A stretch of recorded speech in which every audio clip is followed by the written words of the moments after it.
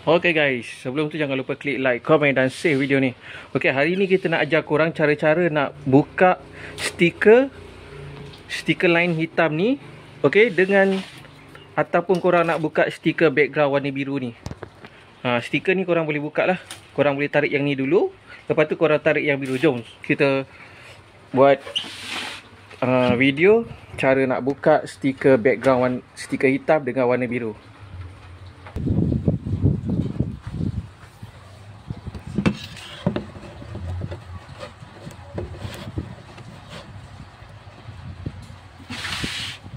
Okay, kita buka kita punya plastik ni dulu. Kita kena buka lah plastik ni. Okay, perlahan-lahan. Okay, sebelum tu jangan lupa klik like, komen dan save video ni. Nak beli barang, tengok dekat kita punya TikTok shop. Okay, ataupun kita punya Shopee. Okay, so jom kita buka. First korang buka, tarik kat sini dulu. Okay, korang tengok Okay, nampak tak? Dia dah buka macam ni.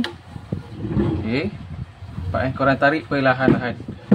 Dia bukan jenis stiker gam mati. So dia tak ada gam lekat-lekat sangat lah. Dia pun sikit-sikit je ni je. Tapi memang clear. Kalau korang buka stiker ni, dia nampak lagi lawa. Okay, korang nampak tarik perlahan-lahan. Bila sampai penghujung ni korang hati-hati. Okay. Lepas tu kita tarik yang bahagian bawah line nombor 2. Korang tarik dekat sini. Tarik kat sini juga. Okay, korang buat pusing macam ni. Buat pusing macam ni. Okay, lepas tu korang tarik lagi.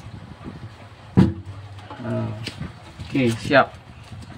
Okay, yang ni kalau korang nak buang stiker line warna hitam atas bawah ni.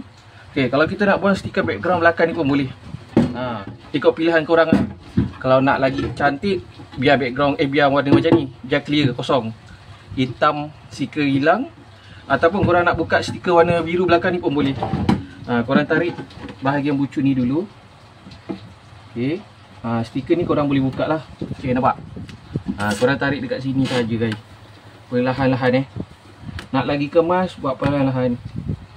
Lepas tu korang tahan macam ni. Korang tarik je. Dia memang nampak clear kan. Sebab apa, dia punya stiker ni bukan yang jenis gam mati tu.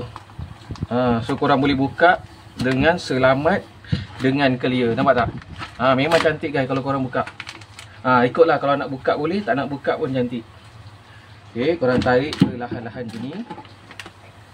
Okay, tahan Okay, siap. Okay. Okay guys, nampak?